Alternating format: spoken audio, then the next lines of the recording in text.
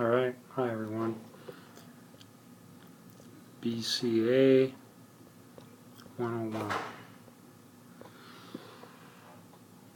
9/28/16. Alright, I think this is like day 13, if I'm right.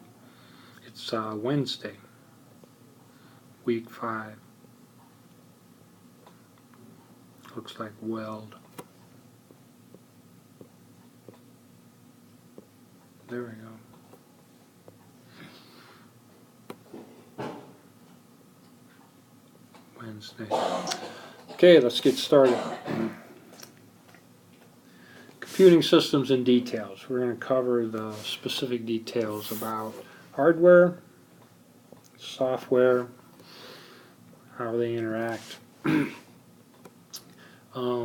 We covered the basics already in the class of those, and now we're going to talk more specifics now that we understand a little bit more about it. For example, we're going to talk about bits, bytes. I mentioned 64-bit processor, word processor, and I asked the students what value is knowing that it's 64 bits. Well, if you're downloading software, and if you have a 64-bit processor, you should download the 64-bit software. Okay? So that the software matches the hardware that you have. That's probably the most straightforward reason. There's lots of other reasons not to worry about. We talked about the American Standard Code of Information Interchange, ASCII. There are other codes out there. There are a lot of other codes out there. This is the one I brought up, and I said, what does this represent? It's the same as the number 65. One of the students said, well, that's a capital A. So when you type a capital A, this is what's really represented in a PC. If it's using ASCII code, most of them use ASCII code. And when you write it out on a disk, these bits, this bit's off, and they put a magnetic spot for that one, 0, 0, 0, 0, 0, a magnetic spot there.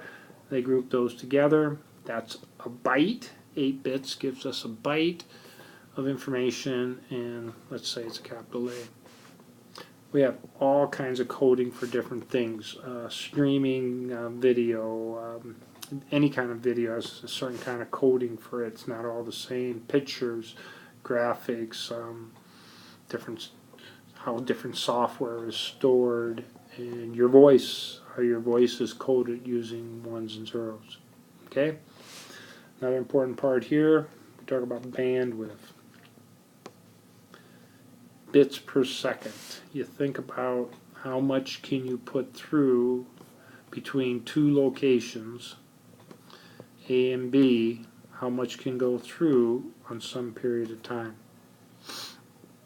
Another thing that's measured, bytes, like if you have 10 gigs of data in your wireless plan for your phone, they're talking about 10 gig or 10 billion. Okay, that's a billion, so it's 8 bytes, so 8 times a billion would be 8 billion, or in this case 80 billion of these that can be represented or moved through there. Okay, so here it's measuring quantity, and here we're measuring speed. We'll hit upon that when the course is over. Then we got a look here at devices. We talked about mobile devices, smartphones, tablets, laptops, watches, etc., etc. All kinds of mobile devices that we use to compute with. We have desktop and workstations, like what's in the classroom that we have, or you might have a desktop tower workstation at home.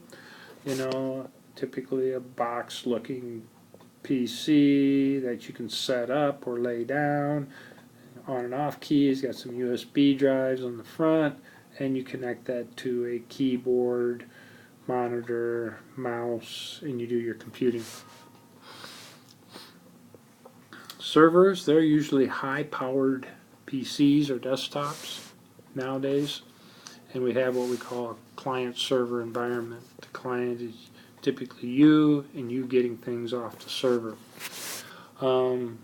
It could be a server, could be in your local area network, in which you send something to a server and you get it back. Here on campus, there's lots of storage space for students to keep things on the server. That would be a data server. It holds data. We have one actually in the IT area where you can store information and so forth. You can get apps from a server. It could be an app server. Could be a web server, and it serves up web pages. We'll work on that later on. Don't confuse these. A mini computer, typically anywhere, they can cost $10,000 to $100,000.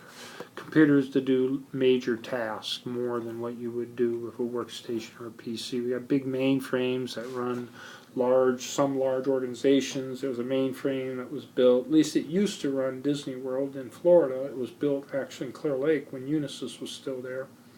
Then we have supercomputers that do like that, Watson for IBM, or computers that predict the weather, or looks at maybe national defense, or huge things where a huge amount of computations need to be done. All right, there. So here's where we're at. You need to finish up Unit 2. Make sure you contact me if there's anything missing in there. Okay, we're starting at Unit 3. You're working on the outline, you're doing the videos. The other thing in Unit 3 are spreadsheets.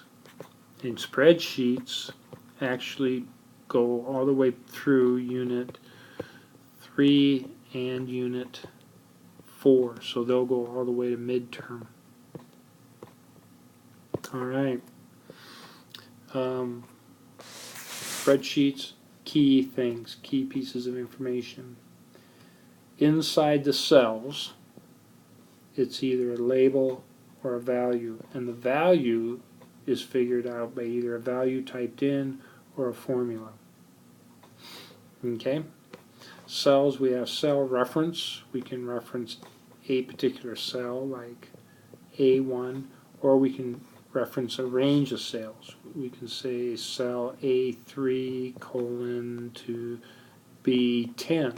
A whole range of cells. And then our last key thing here that we talked about today was addressing. A relative address and an absolute address. A relative address will change as you copy formulas. Really handy. And that's really handy. It's really important. An absolute address stays the same when you copy.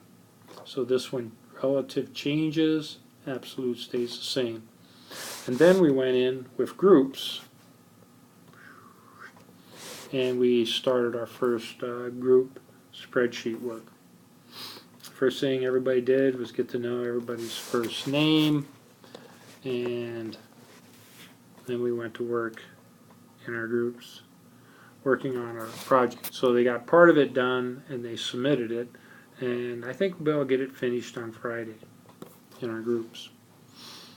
And that is it for today.